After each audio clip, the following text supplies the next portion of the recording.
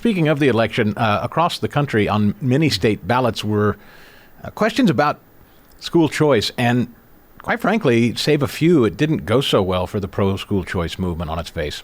Yeah, three ballot initiatives failed in three states. And we've got a little bit more. We've covered this in a couple of different ways over the last week. And our latest story dives in a little bit and leans on a Forbes writer who points out some important factors that went into each election. And so the states are Kentucky, Nebraska, and Colorado.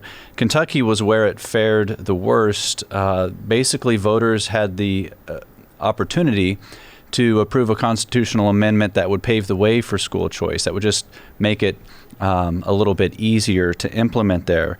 But the anti-school choice movement outspent those in support of it 3-1, and that had an effect on the outcome there. In Nebraska, voters voted to repeal a very small school choice program. The pro-repeal effort outspent the pro-school choice movement 5-1. And then in Colorado, the writer suspects that there was some voter fatigue at play.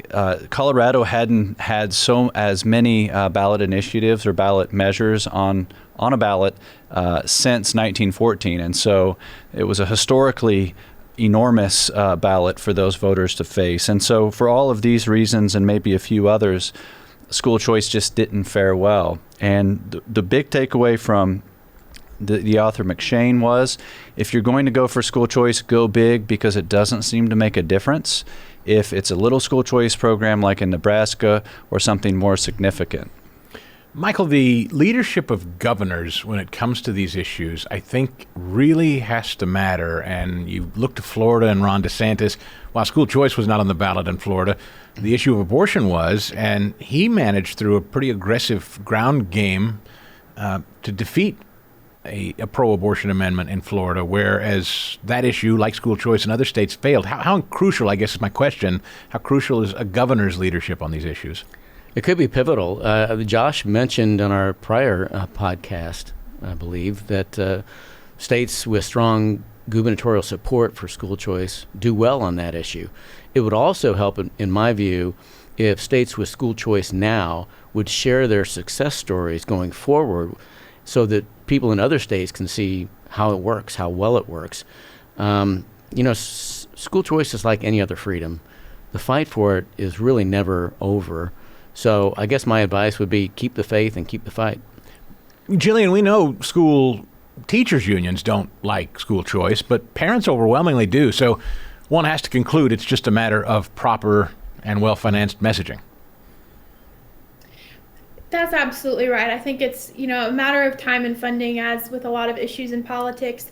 And I think I understand maybe some voters being wary, especially in Colorado and Kentucky, where constitutional amendments were being presented. And a constitutional amendment is a monumental thing. It's not something that should be undertaken lightly. And I think, maybe a lot of people are just wary of having their state be a guinea pig, so to speak. There have been, I think, 13 now universal choice programs passed, but only in a couple of years. They haven't really had the chance to stand the test of time, to collect some data, to see some long-term results. And so I wonder if some people are interested in support, but are just kind of wary of being a guinea pig and starting something. And I think personally that in a couple of years, when we have some more test data, when we have some more statistics, there'll be stronger arguments saying, look, this doesn't undermine public education. This isn't going to bankrupt the state. This actually improves test scores for students who leave public schools and for the students who stay in public schools. And I think that will enable school choice to be a lot more successful just a little bit farther down the road.